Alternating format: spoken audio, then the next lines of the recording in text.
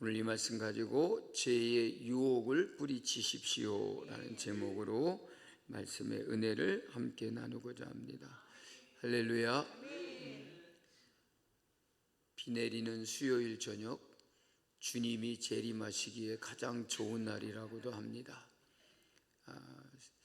비 내릴 때에 교회 오는 것 여러 가지로 불편함이 많지만 그래도 이 시간 주님 앞에 나와야 함을 우리의 마음에 결단하고 수요 예배에 나오신 여러분 모두에게 주님의 은혜와 축복이 넘치시기를 축복합니다.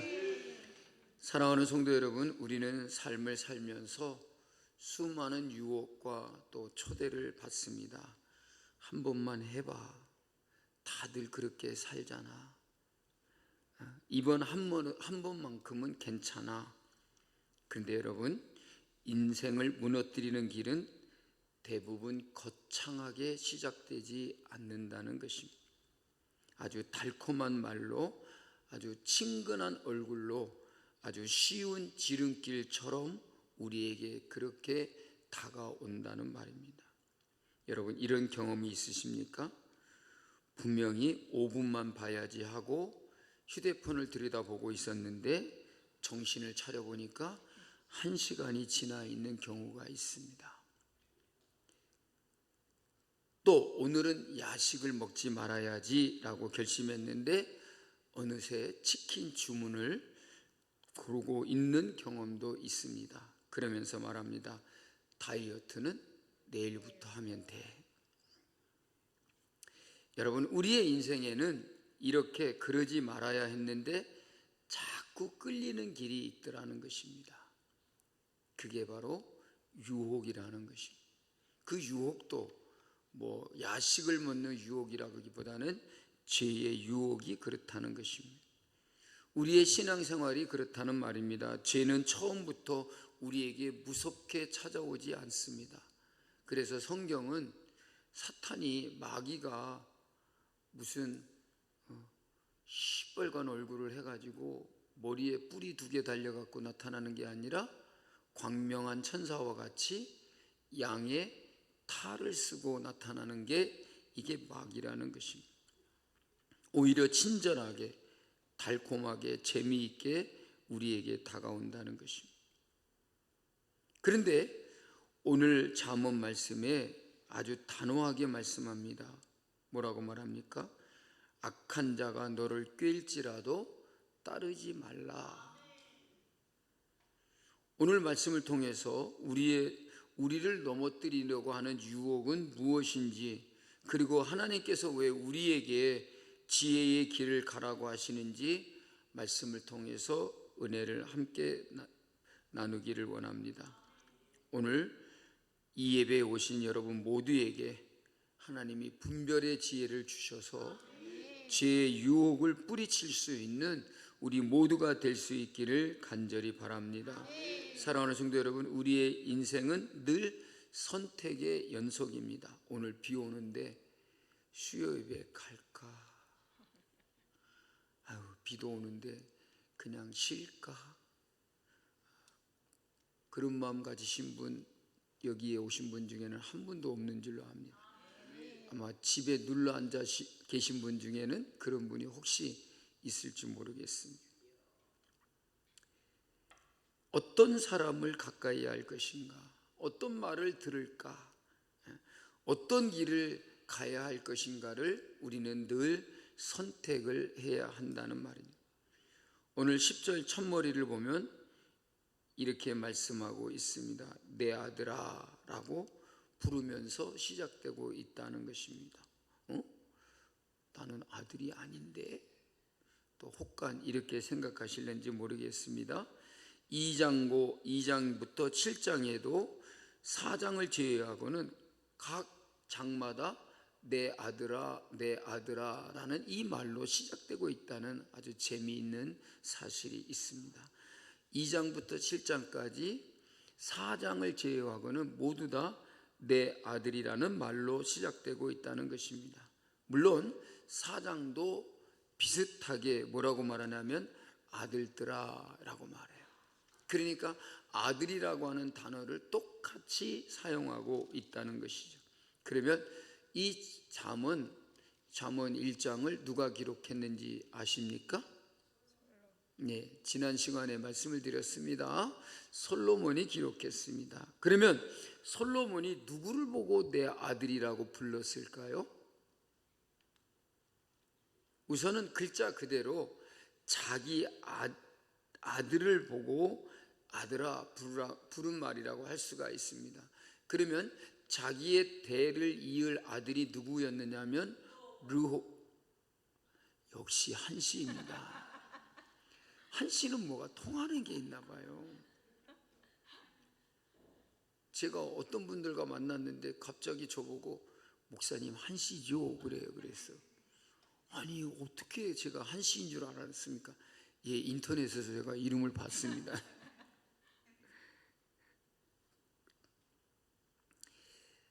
르호보암이 이제 솔로몬의 뒤를 이을 아들이었습니다. 그러니까 많은 분들은 르호보암 자기 아들을 일컬어 내 아들아 라고 이렇게 말하였을 것이다 라고 말하는 분들이 있습니다. 하지만 이 내용을 넓게 보면 솔로몬은 이 잠언 말씀을 읽는 모든 하나님의 백성을 일컬어서, 즉 남자든 여자든지, 이 제목 좀 치워버리세요. 이 제목이 자꾸 촐싹거리는 것 같아요. 그래요? 이렇게 이렇게 흔들리는 것 같아가지고 자꾸 거기에 신경이 쓰이는 것 같아요. 그래서 모든 하나님의 백성을 가리켜서 내 아들아 라고 이렇게 부르고 있다라고 볼 수 있다라고 그렇게 주장하는 분들도 있습니다. 특별히 아들이라고 했다고 해서 이 젊은 남자에게만 일컬어 말하고 있는 게 아니다는 것입니다. 이 말씀을 통해서 우리는 세 가지 질문을 들을 수가 있습니다. 이 세 가지 질문을 통해서 우리가 은혜를 함께 나누고자 합니다. 첫째는 나는 죄의 유혹을 분별하고 있습니까? 라는 질문입니다. 여러분들 죄의 유혹을 분별하고 있습니까? 여러분 믿는 사람에게도, 믿음의 사람에게도 죄의 유혹은 없는 게 아니라는 거예요. 누가 자꾸 카톡이 오는 것 같은데 그 카톡이라는 거 좀 꺼놓으시든지 무음으로 해놨으면 좋겠습니다. 왜냐하면 이 수요 예배도 영상으로 찍기 때문에 영상으로 자꾸 카톡 나가면 저 교회는 목사님이 카톡을 켜놓으라고 했나 보다 또 이렇게 생각할 수 있으니까는요. 그러니까 믿음이 좋은 사람에게도 죄의 유혹이 있어요. 우리 목사님에게는 어떤 죄의 유혹도 없을 것이다. 천만의 말씀입니다. 저에게도 숱한 많은 죄의 유혹이 있습니다. 어디 한 가지만 말씀해 보십시오. 그러고 싶죠? 말 못합니다. 저에게 어떤 유혹이 있는지 저도 말을 못합니다. 자, 그런데 10절 말씀입니다. 우리 다 같이 읽어볼까요? 10절 내 아들아 악한 자가 너를 깰지라도 따르지 말라.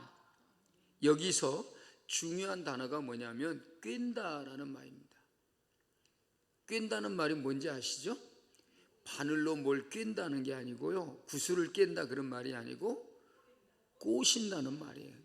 꼬인다는 말도 이제 우리가 혼동할 수가 있는데 꼬신다는 거예요. 꼬신다는 거. 일로 와봐 이렇게. 그러니까 여러분 뭐냐면 악한 자의 유혹은 우리를 강제로 멱살을 잡고 끌고 가듯이 우리를 그렇게 끌고 가는 게 아니다는 거죠. 달콤하게 속삭인다는 거죠.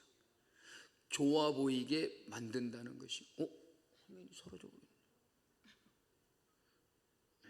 예. 손해 보지 않는 것처럼 그렇게 포장한다는 거예요. 그러니까 죄의 유혹은 결코 내게 무슨 손해가 나지 않을 것처럼 그렇게 보이게 한다는 거예요. 여러분 좋아 보이게 한다는 것이죠. 여러분 그거 아세요? 버섯 중에 못 먹는 버섯이 더 화려하고 이쁘다는 거 아세요? 산에 가가지고 아주 색깔도 파랗고 이쁘고 막 그런 버섯은 절대 손대면 안 됩니다. 거의 버섯은 화려하거나 색상이 강한 것은요 독이 있는 버섯이래요. 여러분 송이버섯 아시죠? 박송이 집사님 말고요. 아니 송이버섯 알아요? 몰라요? 모르는 것처럼 그냥 가만히 있어. 송이버섯 색깔이 어때요? 시커먼 색이에요? 하얀색이잖아요.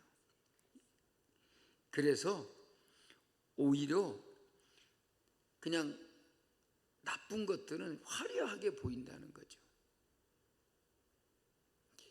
죄송합니다. 술집에서 종사하는 여성들 여러분 화장도 안 하고 여러분들처럼 민 얼굴 가지고 그냥 그렇게 서빙하는 거 봤어요? 아, 술집에 안 가봐서 모르는구나. 그러니까 그런 사람들일수록 사람들의 마음을 혹하게 만들기 위하여 아주 이쁘게 단장하고 아주 누드 색깔도 시뻘건 색을 가지고 하는 거예요. 그거 안 올려도 돼요. 제목 안 올려도 되니까 올리지 마세요. 아, 저것 때문에 자꾸 신경을 쓰시는가 보구나. 그래서 악한 자들은 우리에게 이렇게 말하죠. 한 번쯤은 괜찮아. 다 그렇게 사는 거야. 그러지 않으면 너만 손해 볼 거야. 조금 편하게 살아. 이렇게 우리를 유혹한다는 거예요. 모처럼 수요예배 가려고 하니까 또 남편이 그런 거죠. 야, 너만 예수 믿냐? 수요예배 안 나가는 집사들 얼마나 많은데 너만 잘났다고 가냐? 꼭 그런 말 하죠. 기도하라고 하는데 꼭 그런 말 해요.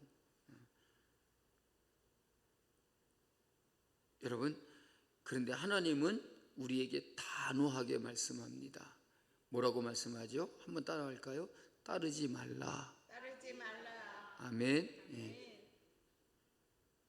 따르지 말라 그래요. 아무리 좋아 보이게 괜찮다고 말을 해도 이번 한 번만큼만 해봐라. 너만 손해 볼 거야. 그런 말을 해도 어떻게 하라고요? 따르지 말라라고. 여러분, 죄는 작은 타협에서부터 시작된다는 거예요. 어느 청년이 친구들과 어울리다가 술을 배우게 됐어요. 그냥 뭐 처음부터 막 술을 왕창 따라가지고 막 강제로 막 입에 퍼붓듯이 먹인 게 아니고 쬐끄만 잔에다가 이 정도만 마셔봐. 괜찮아. 그러니까 자기도 그런 거예요. 이 정도면 괜찮겠지라고 생각했어요. 그러면서 시간이 지나면서 한 잔, 두 잔 홀딱 마시더니 완전히 술고래가 됐어요. 결국 사람들에게 그리스도인의 신뢰를 잃고 말았다는 거예요. 나중에 그 청년이 이렇게 말했다고 합니다. 처음에 거절했어야 했어. 여러분, 모든 죄의 유혹은 처음에 거절해야 된다는 거예요. 성도 여러분, 죄는 처음부터 크게 시작되지 않는다는 사실을 우리는 명심해야 될 것입니다. 작은 타협 하나가 인생의 방향을 바꾸기도 한다는 것입니다. 나는 지금 어떤 유혹 앞에 서 있는가? 말씀보다 사람의 말을 더 따르고 있지는 않은지, 죄를 가볍게 여기고 있지는 않은지를 우리는 생각해 봐야 할 것입니다. 여러분, 오늘 우리에게 주는 질문 첫 번째가 나는 죄의 유혹을 분별하고 있는가 하는 것을 생각해 봐야 할 것입니다. 두 번째로 나는 누구와 함께 길을 걷고 있습니까? 라는 질문입니다. 11절부터 14절 말씀해 보면 악인들은 함께 죄를 짓자라고 그렇게 유혹하고 있다는 것입니다. 특별히 14절 말씀을 보면 우리 함께 읽어보겠습니다. 14절 너는 우리와 함께 제비를 뽑고 우리가 함께 전대 하나만 두자 할지라도라고.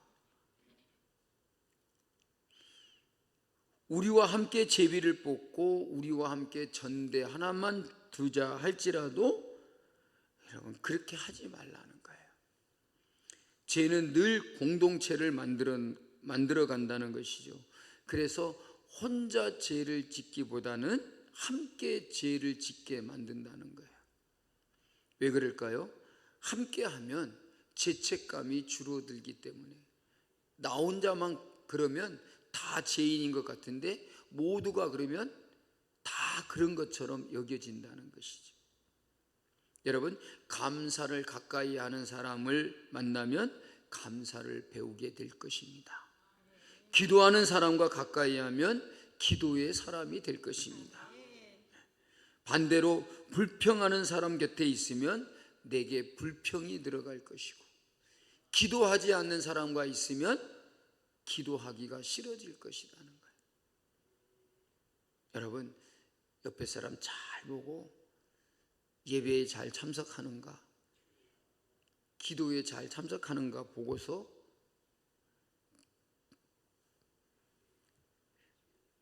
사귀지 말라, 사귀라 그런 말은 아닙니다. 가까이 해야 될까를 여러분이 판단해 보라는 거예요.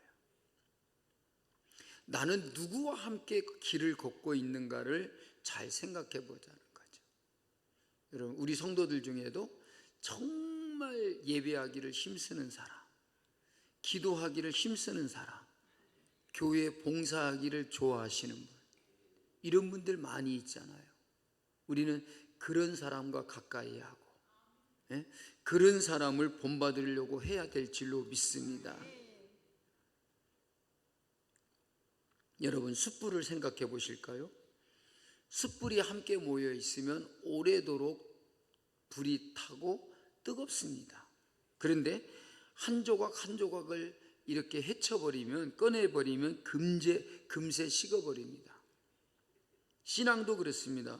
믿음의 공동체 안에 있을 때에 우리의 신앙의 뜨거움을 유지할 수가 있습니다.